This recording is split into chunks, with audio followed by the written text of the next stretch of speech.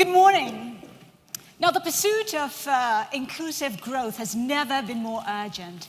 If you go with the data provided by Oxfam International, you'll see that the richest 85 people in the world have as much wealth as the poorest 3.6 billion people. The gap is mind-boggling, right? Does it show that our current economic model has failed to bridge that gap? Probably. The question really comes down to, what do we do? What do we tweak? Do we have to revamp the whole economic model? Well, we have a very distinguished panel of speakers this morning to address those issues and more. Please welcome to the stage Sally Uren, whom we've just heard, CEO of our Forum of the Future.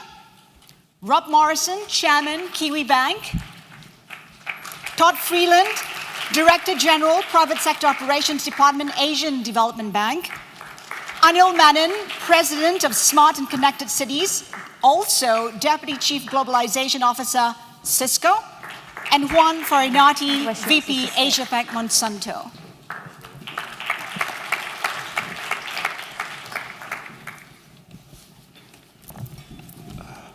Are you ready for this? Sally, gentlemen, good to have you with us this morning. Before we get down to the discussion proper, I'd like each and every one of you to give a short perspective on what this topic means to your particular area of expertise. Sally, the rose among the thorn, if I could get you started. You're so kind. So there's obviously many different angles to disruptive innovation, and I think one of the topics for discussion this morning is, and it echoes the question we've just heard, is it a good thing for sustainable development? And of course, I would say yes, it is. But disruptive innovation is something that's much easier to talk about than actually do. And just to sort of start us off, because we spend a lot of our time helping organizations think through the different levers that they can pull to create change. I've just got 4 top tips for disruptive innovation because, as I say, my experience is that people talk about it way more than they actually think seriously about doing it. And my first is to proactively look for business model innovation. So where are the opportunities to innovate your business model? So, for example, moving from selling a product to leasing a particular service. Because if you don't look for those opportunities, someone else will look for them for you. And then there's a big difference between innovation and disruption. So if you're looking for opportunities for business model innovation, you're less likely to be disrupted. The second thing is look for the sectors that you can gate crash. We're seeing this a lot in the UK at the moment. So Marks and Spencer's, everyone's favorite retailer, has gate crashed the energy sector, is providing energy services to households around the UK because people trust Marks and Spencer's way more than they trust the energy companies. So where are the sectors that are ripe for a bit of gate crashing? Invest in new skills. So oftentimes with big organizations, the skills aren't there to innovate in quite the way that you need because actually the skills are around keeping the hand on the tiller, to keep, pointing in the right direction. So you need new skills to do innovation properly. And then fourthly, if as an incumbent you're feeling very threatened by this notion of disruptive innovation, my advice would be, how might your assets, your infrastructure actually be the super highway for entrepreneurs? And you've seen this with Avis buying up Zipcar. So Avis bought Zipcar, suddenly Zipcar's got scale in a way that it never had before. So just 4 things that you can kind of think through in terms of turning disruptive innovation from this lovely idea into sort of practical things happening on the ground. Rob? Yeah, I mean, it's a big topic, and it's got lots of moving parts to it. I think one of the challenges when you look at technologies is that it often, particularly when you're facing really, really big global issues, is that we tend to go out and look for silver bullets. And we tend to think that there must be a magic. If we look hard enough and we work hard enough, we'll find a magic solution, a magic bullet, and all our problems will go away. And I think one of the things with this topic, and it's pretty consistent with the forum overall, is that unless we change some of our macro thinking, a lot of the stuff that we're trying to do at a micro level won't make a lot of difference. And I think one of the biggest issues that the world faces, and we certainly face in terms of topics like this,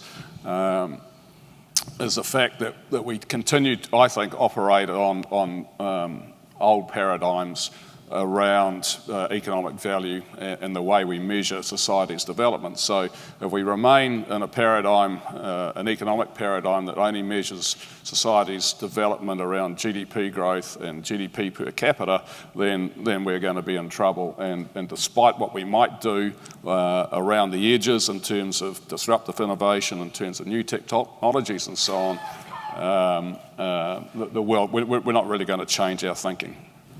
So unless we see some quite significant change or some really fundamental changes away from the way we measure society's development, a lot of these things won't matter. So at a macro level, I think we need to change the conversation. At a micro level, my second point around silver bullets, you can't get away from the fact that very often some of the quickest ways to achieve change are with existing technologies. You don't necessarily need to go and look for something that isn't there at the moment.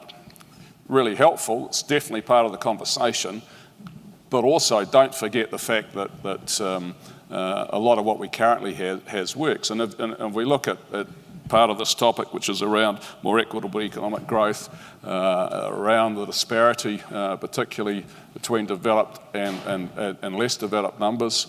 The United Nations tell us that 40% of all crops grown in developing countries are lost because of poor logistics and so on. I'll just make this point. That can be solved by existing technologies. We'll get back to that. If we can get Todd to share us his perspective on this. Sure. Briefly, gentlemen. Thank you. At ADB, environmentally and socially responsible investing are at the core of everything that we do. And so the challenge for us is to try to drive innovation into the financing of projects and the financing of companies in a way that helps to not only spur new ideas, new thoughts, maybe modifications of existing ideas, as Rob was saying, but also try to do it in a responsible way that helps to create a sustainable future for all of us. And so one of the things that we're really focusing on is trying to bridge that enormous financing gap between how much money governments in their own budgetary authority can devote to certain activities and the remaining gap where the private sector has to come in. And so how do you structure investments and projects in such a way that they not only are innovative and they generate good social and environmental outcomes, but they also generate an attractive return and therefore, draw in private capital to the equation. That's, I think, the hardest part of everything that we're trying to achieve here, and it requires investment innovation. And so that's one of the things that I'm really focused on right now. Anil. So just to give a perspective from a technology point of view, and you're right, we talk about disruptive change. There's an expression that says everyone hates change and no one is excited about status quo. And when you think about it, for my role, I oversee emerging markets in my role as Deputy Chief Globalization Officer, but I also run a business which is called Smart+Connected Communities. Now, several points I want to make just very quickly here. One of the most common trends, and you talk about equitable growth, common trends that is worldwide is urbanization. Daily, 180,000 people are moving from rural areas to cities, daily. That means you need to build a city of London size or a city of San Francisco size every month from here for the next 20 years, just to maintain this. How are you going to create equitable growth when you got this level of people moving? And why are they moving? For lack of urban services, healthcare, education, jobs. Those are the three reasons why people leave rural areas, shifting from their families and coming in.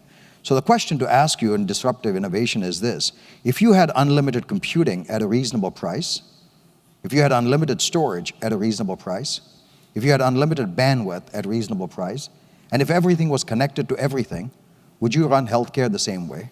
Would you run education the same way? Would you run transportation the same way? Would you run your city the same way? Would you live your life the same way? And by the way, it has already happened. In the last 18 years, computing has gone down from $569 to 12 cents. Storage has gone down from $286 to 0. And today, over 50 billion devices are connected. So you cannot run healthcare the same way and expect to be profitable or even break even. We'll talk a little bit more about that, but this is where disruptive innovations come in. Healthcare has to change, education has to change, and the way cities are run and the way governments are run, it has to be a public-private partnership, which is a huge disruption. In our case, as members of a food industry, clearly we see ag innovation as an enabler for growth in a sustainable way and an inclusive way. There are 4 facts that for us are very important. First, we know that 700 million people today are hungry in the world. Second, 90% of those people are smallholder farmers in Asia, Africa, and southern Mexico. Third, and they mentioned this before, we need to produce much more food in the next 40 years in comparison to the last 8 to 10,000 years. And we know that technology is an enabler to generate more income for farmers and at the same time produce more food. I have 2 examples on this and what is happening today. Today in Indonesia, in the partnership that is going on between Cargill, Monsanto, and the BRA Bank in Indonesia, the growers are able to produce 14% more grain in their fields today. That is happening. And that is connecting technology, innovation at farmer level, execution. Vietnam, I had the chance a month ago to be with a grower called Trong in Mekong Delta. He was producing 3 times more grain and 3 times more income in 1 year based on technology.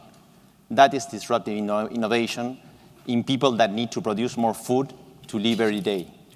The key thing here is not only to have innovation in technology, but also to have access of innovation and technology to those growers and knowledge to those growers that are producing every year.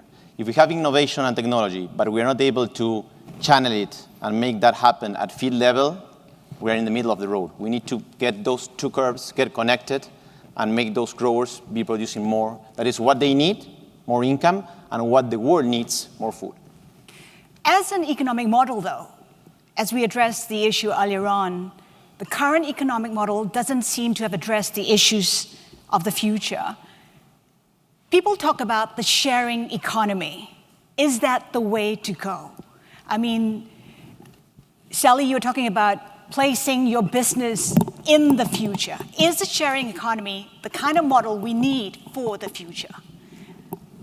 I think, to echo a point we just heard, I don't think there is one silver bullet. I think we will see the continued rise of the sharing economy, not least because it has direct benefits to all concerned, and from a sustainable development perspective, often has really direct benefits. So Airbnb, the fastest growing part of the hospitality sector, really giving Holiday Inn and the restaurant for their money, is effectively utilizing a defunct asset in your house, which is a spare room, and you're able to get some money for it. So actually the sharing economy is growing exponentially, and I think will be part of the sustainable economy.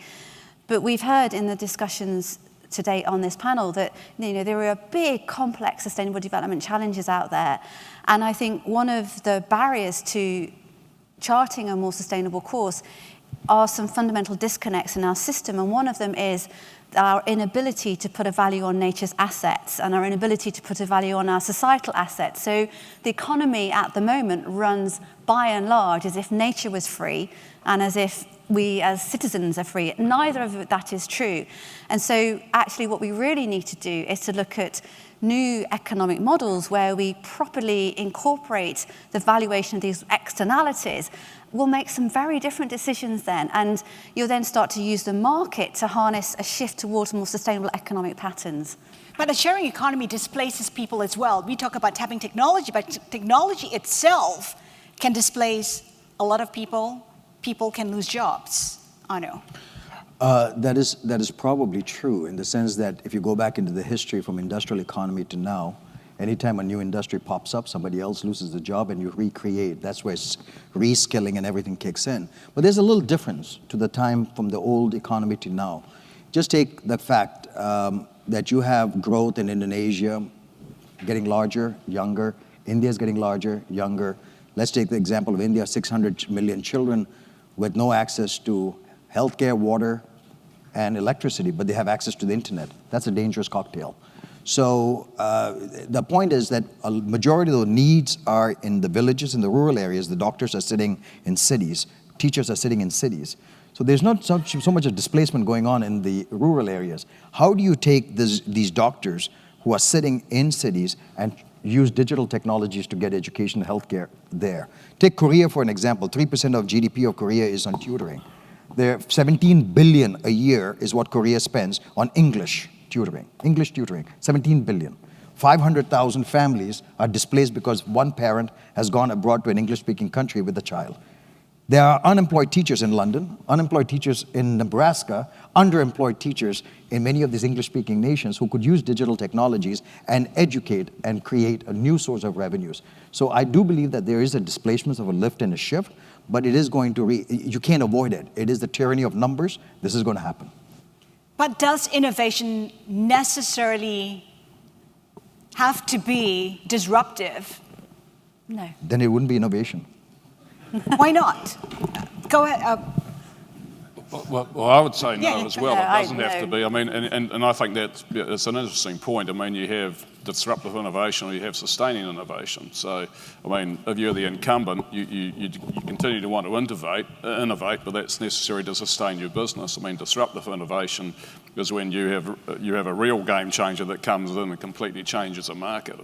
And I think that is quite different, particularly different, when we look at this topic. And again, if you look at a shift towards a greener economy, we have to be a little careful about what we think is disruptive technology. There's a great article by Michael Keating. He started with a quote, which was Henry Ford saying, if he'd asked his customers what they'd wanted, they would have said a faster horse. And if you look now, a lot of what motor vehicle manufacturers have shifted towards because their customers ask for it, greener SUVs. The reality is the energy cost of producing the SUV hasn't really changed. The cost of running it's changed a bit. But the reality of it is that's not a disruptive innovation. It was a sustaining innovation because the American car manufacturers in particular were feeling the pressure from the Asian car manufacturers, so they changed. But that wasn't a disruptive innovation. Helpful, but not the game changer. I was a little facetious, but disruptive to whom is a question we should be asking. If it's disruptive to the consumer, usually those innovations fail. If it's disruptive to the producer and the competitors, that's a good thing. So companies have some kind of special right to be in business. Competition has a special right to be in business, but not a particular company. So if it's disruptive to the competitors and to companies, they will happen. If it's disruptive to the consumers, they will reject it and the market will fail. And Todd, for the ADB though, it doesn't necessarily need to be disruptive because as far as the ADB is concerned, SMEs, investments in SMEs would be key to help equitable growth going forward. Very true. And again, it goes back to innovation in investment. So I'll pick up on something that Sally said earlier. Nature-based assets, there's, I think, a destructive idea that nature-based assets can and should be free. They're not, and there's a cost to using everything that we do, including the water in that glass. In the PRC, we have discovered that even in the most rural and challenged villages, people understand the value of clean water and understand, particularly with a little education around some of the health and other benefits that come with having clean water on a regular, predictable basis, that there is real value to that, and are willing to therefore pay for it. So we have seen rural China go from a model of free water to a model of pay-as-you-go water, but they're getting better water systems, more reliable, cleaner water, and it's creating opportunities to drive capital to build on that network and push water further and further out into the region. But it requires a new approach. In the PRC, what we were able to do is drive money into portfolios of small rural water systems, which on their own weren't big enough or creditworthy enough to finance. But when you put them into a basket and diversify the risk across a number of investments, the math actually works. And so we've been able to drive billions of dollars into rural water cleanliness and distribution that wasn't there 3, 4, 5 years ago. And it's making an enormous difference in the lives of these people in terms of their productivity, in terms of their health, and in terms of their ability to do other and new things with their lives rather than hauling water from the central well up 5 flights of stairs to an apartment. And we talk about access to assets. I mean, if you take a look at agrarian societies, a lot of the poor rely on agriculture, for instance. What has been the experience of Monsanto in helping them get access to loans? Because the tie-up with Cargill was especially to address that particular issue. Yeah, basically, clearly, the big challenge of innovation is how we can make the growers get access to it and how they can improve their yields and produce more food. Clearly, in geographies as in Asia, as we're having farmers that are very small, clearly half an hectare or in many cases smaller, the ability to execute and to be able to get financing to those farmers and help them to have the best technology and has the best yield is a challenge, and it's an execution challenge. I think that there is a great example here between the doctors and the cities and all that. We need to see which is the best way to have. We have technology, how we can make that technology reach the people that is needing that technology. In some cases is trying to understand how biotechnology can bring value to the table and have a conversation science space as we were talking before and make those growers use that technology. In our cases is how we can make people that are in the cities having education, doctors and all that, and we need that in a town, in a small village, no? But I think that this matter of execution and access cuts across like almost every industry, no? There is a question from the audience. Will Monsanto give some of its IP for free to help improve global food production? There is a great example in Africa. We have the WEMA project. That is a project where we're having breeding to produce seeds that are going to be productive with less water. That is called the WEMA project. And today, this year, the first product of that project that is connected with the Gates Foundation is already generating outcome, and the growers are almost tripling their yields based on this technology. And that is free for growers today in Africa. While I was reading, one of the key points that I noted was women in the economy. And one way to ensure that we can secure equitable growth in the future is to get them to be part of the economy, which is not the case at the moment. Perspective from Sally and the ADB. I think that there is an increasing recognition that actually getting women active in the economy in different parts of the world is vital for sustainable economic development. And why isn't that happening now? Well, I mean, I think there's all sorts of cultural reasons, historical reasons why that has not been the case. But I think here you're seeing certainly some of the big multinationals taking this issue really seriously and working in true partnership through supply chains to look at means of empowering girls and empowering women. There are many, many programs beginning to emerge. Unilever, for example, has just refreshed, that's what it calls it, its USLP, its Unilever Sustainable Living Plan, to include a specific commitment around empowering women, because actually in terms of developing economic sustainability at local, regional, national levels, women are really vitally important. My question is kind of why has it taken so long? But nonetheless, I think we're seeing a lot of activity in this space, and in the most part being done for the right reasons, in terms of this is a genuine attempt to deliver sustainable development at a local level. So I've been quite impressed with some of the recent announcements we've seen from some of these big multinationals. I think it's important.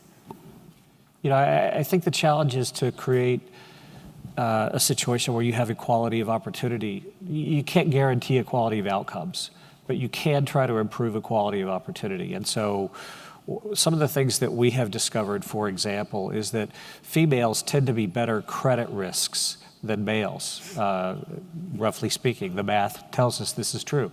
So in our microfinance program, which is targeting very small loans to very small stakeholders, the overwhelming majority of our efforts are towards female borrowers, and that's helping to, from the bottom up, create growth and opportunity for women. At the SME scale, same is true. And so what we have found, for example, in Cambodia, is that we have been able to drive targeted financing into banks that are committed to SME lending, in particular female-owned SMEs. And that has created two things. It's driven more capital into that market. And oh, by the way, it's driven up returns because, again, those borrowers tend to be better credit risks. And so it's created a self-sustaining model where profits feed future investment. And so I think that there is this, going back to how do you deploy capital, how do you be thoughtful about it, and how do you create that opportunity? Education, another example. Clearly, if you want equality of opportunity, everybody's got to have a certain base level of education. How do you do that, particularly in rural markets? Well, one of the things that we've done in India, for example, is to invest in a company that's figured out a business model. So it's not reliant on government subsidy. They figured out a way to make money by helping to supplement the rather anemic primary education that occurs in the rural markets of India. And families, even low-income families, have found a way through creative schemes to pay for that. Right. And that's helping to create that equality of opportunity. And education is key.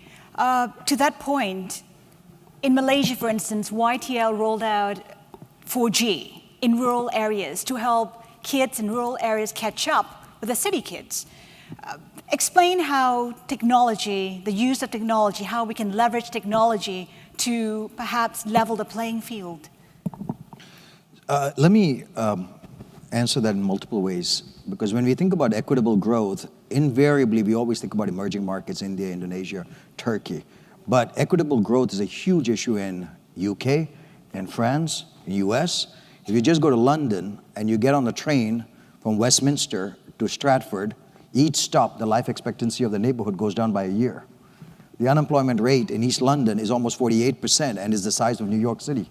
So I think the issues that we're talking about are issues for Netherlands, in Rotterdam, and for London. But coming back to this point about equitable growth, digital, and how we can solve some issues, think about, when we are doing some projects with some institutions, and I'll go back again to the example you used in India. There's a foundation called Agastya. They train 1 million children on science and math. Of that 1 million children that they train, last year, 12 out of the 50 Intel champions came from villages within 2 years. The capability exists, it's the access to get things done. And digital technologies allow you to do that. For example, doctors. We saw in our research that 80% of the time, a doctor doesn't need to touch you. A trained medical agent, whether it's a a nurse or somebody else, has a paramedic. So if that's the case, why not wire the entire digital networks for testing and everything and have the doctor sitting elsewhere and do it? I'll give an example. Tanzania, 43 million people, highest birth rate in Africa, the highest children mortality from heart disease. But in the whole country of Tanzania, not one pediatric surgeon, not one pediatric radiologist, not one pediatric pulmonologist. So children are dying, of 150,000 children dying in Tanzania. So we wired up Tanzanian hospitals with the primary doctors, with physicians and specialists in India, and a company called Teleradiology, and we're saving lives, and Teleradiology is now ranked #1 telemedicine provider for US, and its valuation is over $1 billion. So you can do good, but you have to have a business model. And that's where I come back. Many of these things that we do, giving things away free or doing things on pilots never scale. You have to have a business model, and then you pilot, not pilot and then hope for a business model to come about. So if you can do that, then digital technologies can level the field, whether it's in Netherlands or whether it's India or Turkey. And you know what I would say, just to pick up on that, and also what Rob said a few minutes ago, you don't necessarily have to create the next wheel to do this. It's about how you apply existing technologies in a new way that can also be transformational. We invested in a company that provides electrification to rural markets where there is no other opportunity to gain access to that. And it's a company that figured out a way to use existing telecom networks as a payment mechanism and existing and proven solar technology and scaled it down in such a way that you can put a small solar panel on the roof of a village hut, pay for that over a multi-year period through a phone system, and phone penetration's gotten pretty rural these days. And at the end of that period, the homeowner, the hut owner, owns a small electricity plant that they'll have as long as they maintain it to provide free electricity at that point, but they will have paid for it over time. there's nothing new there. It's just Right. applying existing technology in a new way, and it's going to be a profound success. Just a comment building on what you're saying, and I fully agree that we need, in order to be able to have sustainable models, we need to have business models. Because if not, suddenly that innovation stops, and we move from sustainable to unsustainable, and from inclusive to uninclusive. So the piece of how we are able to put together business models to be able to bring innovation in a sustainable way is fundamental. There's a question here. It says, which innovations are worth getting excited about? Anyone? Basically, you're looking into the crystal ball you're the and to technology see guy. what's going to work. This is probably, Anil, I'm sure there is something out there. Sally, go So I ahead. think, and we just heard it to some extent earlier, I think innovations in the financial services sector where you've got applications like microfinance are real game changers, because that access to finance to individual citizens that hitherto can't get access to finance, can lift them out of poverty, allow them to invest in primary production. So it's not a new innovation, it's a continuing innovation, but actually in terms of potential impacts for sustainable development, it is really, really profound and significant, and is increasingly used by lots of different organizations to really empower their supply chain. So I think, microfinance is still, for me, a really important innovation. Maybe because I'm a technology guy, people expect me to immediately say the latest phone or something. But actually, when you look at it, in fact, I've spent quite a bit of time working on this issue. Innovation should be looked at not only from a technology point of view, but from a social innovation point of view. And all the crowdsourcing and the other kinds of models are extraordinarily interesting. And the third one is policy innovation, which is where it is lacking. Governments have not been creative enough to come up with new policy innovations to leverage these different technologies to create it. What gets me most excited, I'll just give an example, something that Todd and I were talking about, which is I get excited when I see the project that Hershey Chocolate Company is doing in Ghana with the coffee plantations, where you're saying children should not go to work, they should be in school. Well, try telling the parent that, because they'll say, if I don't send them to work, I don't feed them. So I have to put them to, so how do you balance these two? It's a moral dilemma. So what do these schools do? Because of the time difference, you have children who go work on the coffee plantation, they come back, we're fixed to telepresence, which is very immersive video, and the teacher in Hershey, Pennsylvania is teaching a child in Africa and teaching a child in Hershey, and they are taking the same courses. Now imagine a child growing up with another child in Africa for the next 14 years. At the end of 14 years, that child in Hershey, Pennsylvania doesn't look at an African child and say that's a foreign child. They've grown up together. To me, that innovation is extraordinarily interesting, extraordinarily exciting, because that is what we need. All the other technologies, they'll get replaced. Remember, the iPhone is only 7 years. 7 years ago, there was nothing that we were doing, and today there are over 400,000 applications a day. So we don't know what will come up in 5 years, but we do know these new forms of innovation to educate a child, to give them health care, is the way to go. You said there are 6 billion phones. There's only 3.2 billion toothbrushes being sold in America, in the world. So you have actually, you have children and people with a phone and using their fingers to brush their teeth. Yeah. And this is dangerous. Yes. So just on that, only 4.5 billion have access to clean water. So it's easier to get hold of a mobile phone than it is to either brush your teeth or get access to clean, safe drinking water. So anything that you can do for that is innovation. Rob, this question is for you, and I'll open the discussion to the floor, so get your questions figured out. If nature-based assets should be valued accurately, okay, I've just lost it. Let me just get back to it. If nature-based assets should be valued accurately, how to ensure equitable access to them instead of richest user gets it? Excuse me. I can't even hear the first bit on that, sorry. Excuse Can you me? repeat the question? If major bank assets? If nature-based assets should be valued accurately, how do you ensure equitable access to them instead of richest user gets it? Yeah. Means instead of it going to the... No, well, I think that's right, and I think that as always you have basically law of unintended consequences. So we look back to the GFC, the first thing that governments and central banks did was to say we need to provide credit. We dropped interest rates, and that was a way of stimulating economies, but ensuring that people had access to funding in theory.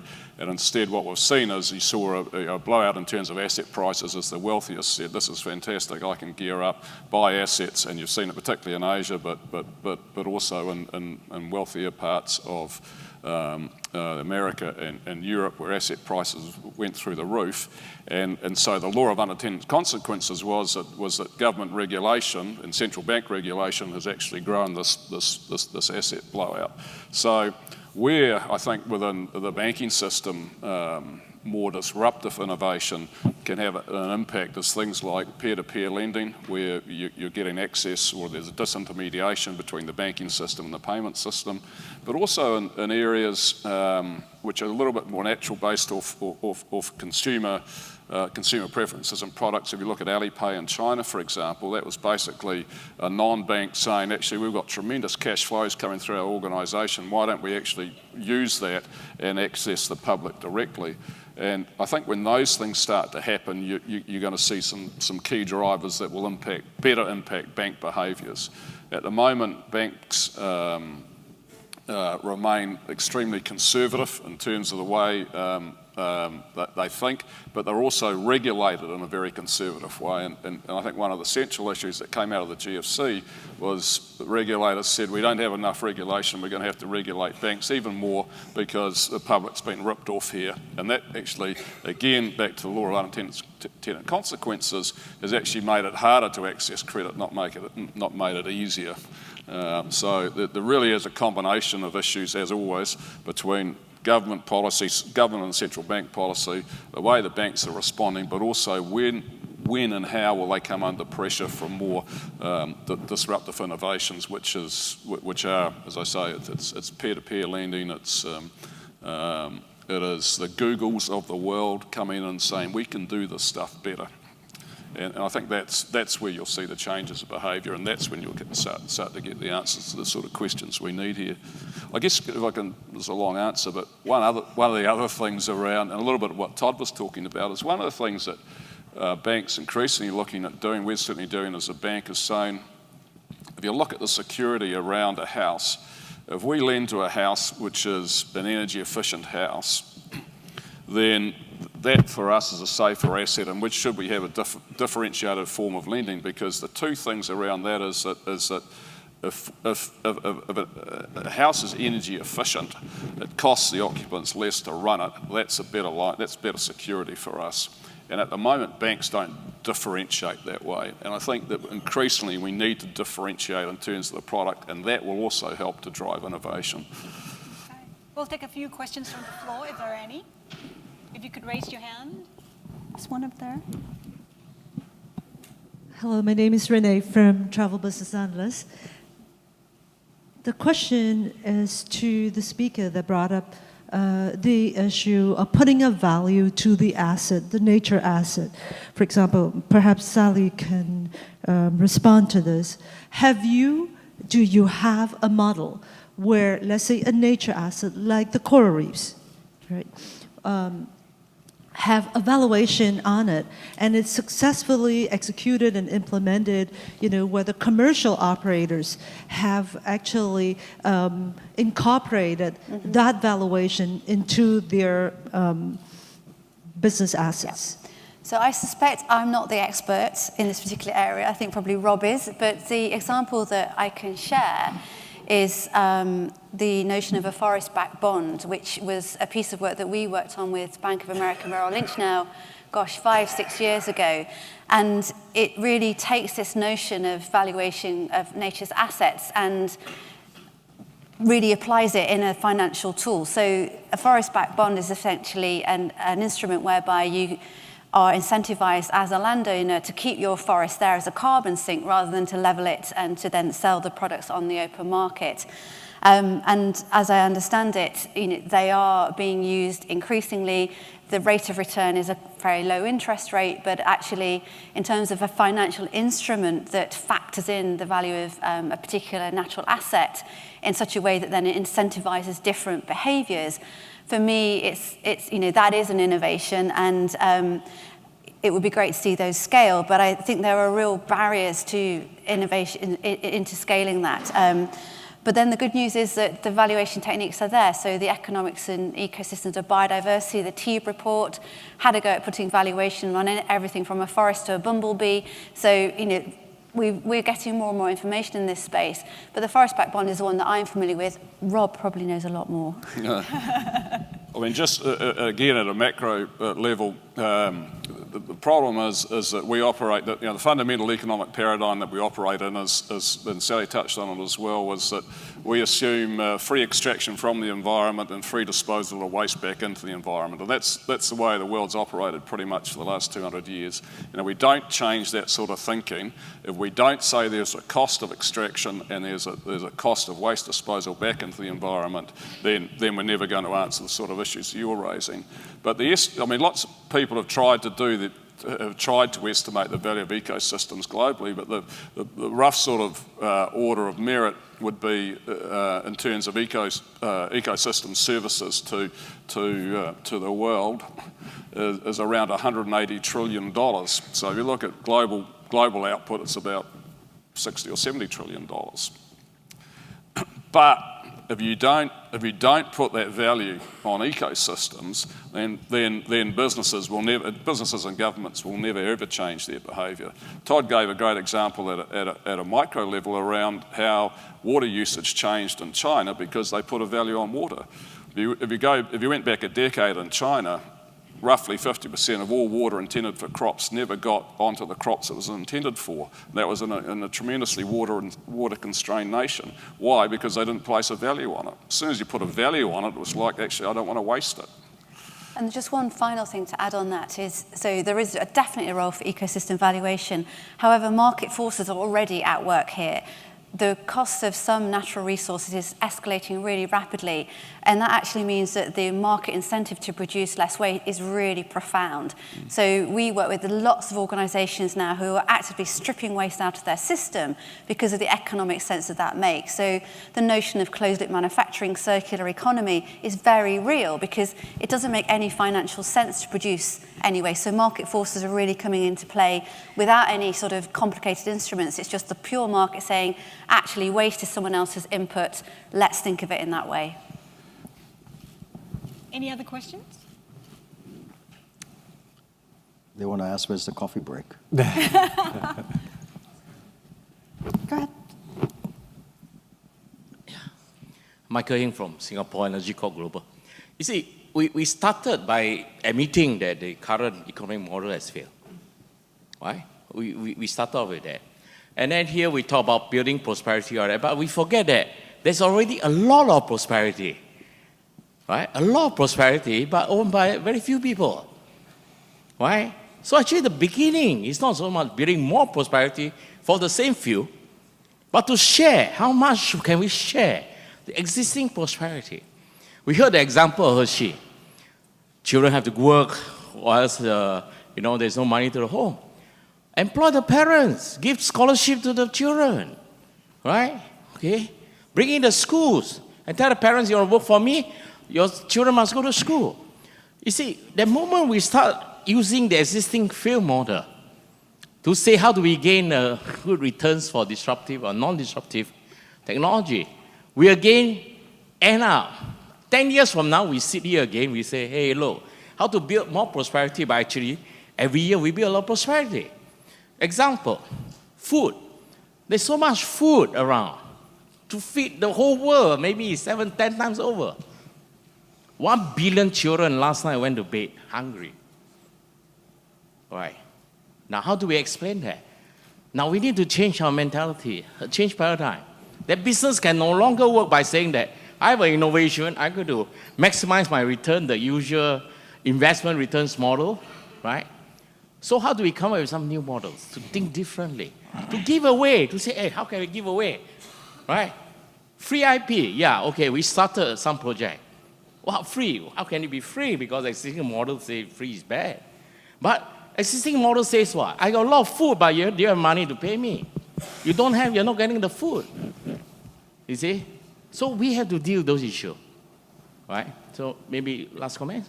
Haslinda, I just wonder if I might respond to that. I think that what you're describing on the food front, for example, I'd be interested in what you have to say on this, but to me, that's a business opportunity. And we've invested recently in companies that view it the same way. The spoilage from farm to fork throughout Asia is enormously high. In some markets and for some crops, it approaches 75% spoilage. So you're right, there's a lot of food production that exists that goes to waste. And how can we fix that? And there are businesses that can be built around that are good for all involved. So we, for example, have been investing in cold chain logistics companies that simply help product get from one end of the value chain to the other with less spoilage. And it's creating better wealth, more income for the farmer at the very local level. It's creating better products for the end users at better pricing. And so I think there is a way to do this using the market as opposed to using some sort of societal or social policy to drive outcomes. Because in the end, companies will not get involved if there is nothing in it for them. Right. Unless, of course, on the equality issue, and that's one of the 12 trends that we think is going to be really important in the next 2 years, you're exposed to inequality through the digital age in which we live. So more and more in mainstream media, stories of child labour are being exposed. All these social inequalities are really coming to the fore, and absolutely they're across the world. And I think as people's awareness rises around these equality issues, they'll put more pressure on government and business and others to act. And I think that there's possibility of some real change there. And on that note, I've been told it's time's up. I'm really sorry, we're running out of time here. If you could join me in thanking our panelists today. We have Sally, Rob, Todd, Anil, and Juan. Thank you very much.